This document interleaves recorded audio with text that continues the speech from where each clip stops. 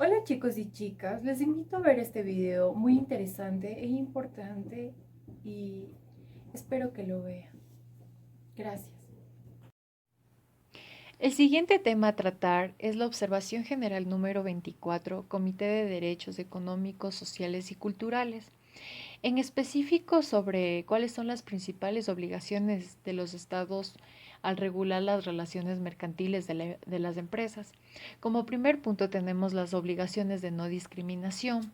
Se produce discriminación de los derechos económicos, sociales y culturales en los lugares de trabajos como el mercado laboral y los sectores de vivienda, principalmente con los grupos de las mujeres, niños y pueblos indígenas debido a su identidad cultural, económica informal, por lo que es menos probable que gocen de protección laboral y de seguridad social. Las actividades empresariales como son la explotación de tierras y recursos naturales, así como la misma discriminación hacia otros grupos de personas, como son los migrantes indocumentados y las personas con discapacidad, por lo que los estados partes deben tomar medidas especiales para que aumente el número de mujeres en el campo de trabajo, salvaguardando la integridad física, psicológica, evitando la discriminación. Como otro punto tenemos las obligaciones de respetar, proteger y dar efectividad.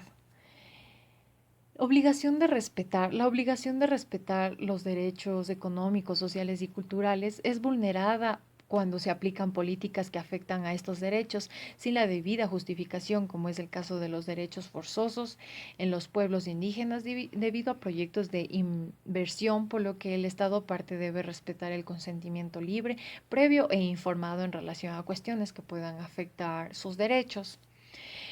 Otro punto es la obligación de proteger. Se debe prevenir todo quebrantamiento de los derechos económicos, sociales y culturales de las actividades empresariales, adoptando medidas legislativas, administrativas, educativas, entre otras, considerando la posibilidad de imponer sanciones penales o administrativas y multas, según proceda. Los estados partes deben velar por los efectos de las actividades empresariales de los pueblos indígenas.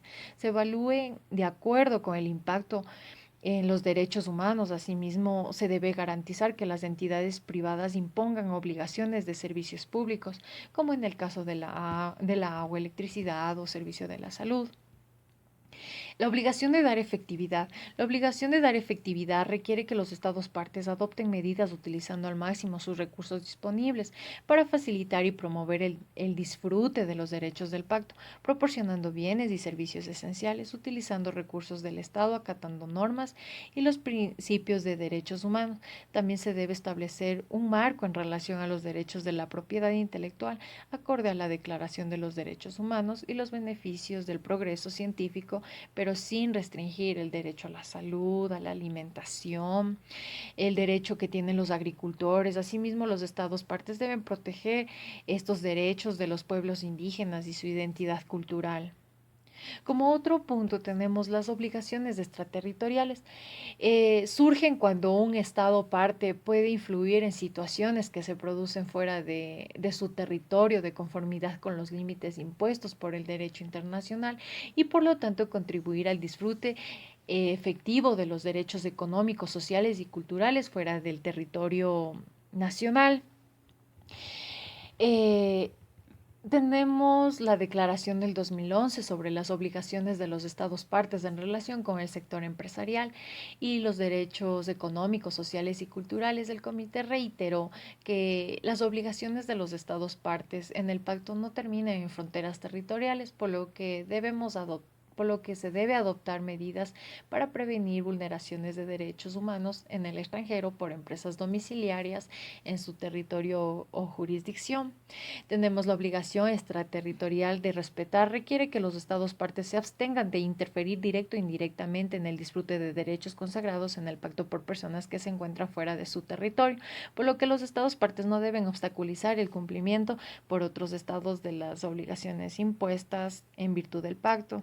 La obligación extraterritorial de proteger exige que los estados partes adopten medidas para prevenir y corregir vulneraciones de los derechos reconocidos en el pacto que se produzca fuera del territorio. La obligación extraterritorial de dar efectividad, los Estados partes deben adoptar medidas colectivas, en particular mediante la cooperación internacional, con el fin de contribuir a dar efectividad a los derechos económicos, sociales y culturales de personas que estén fuera de su territorio nacional, requiriendo que los Estados partes contribuyan a que se establezca un entorno internacional